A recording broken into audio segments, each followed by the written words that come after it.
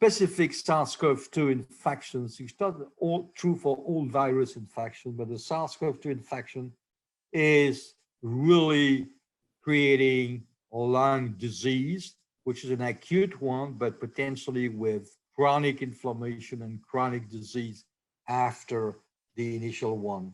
That's the first message. The second one is, fortunately for now, most of the time, the acute lung inflammation remains within the lung compartment.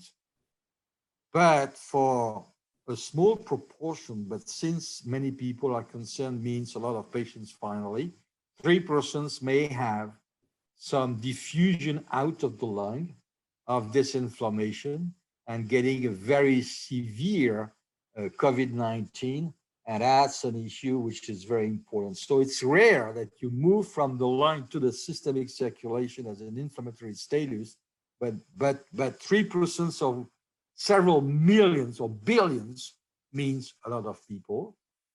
And the third point is, it's not useful to get the measurement made one time when the patient comes in the ICU or whatever. This is the day you are measuring something, but you need longitudinal monitoring. Otherwise, you give a drug which is related to the measurement you did a couple of days before, and the situation is totally different a few days after, and you do a big mistake treating something abnormally. You give steroids too long, you give tocilizumab, you miss the initial phase, you give the tocilizumab at the late phase, and then you make a mistake.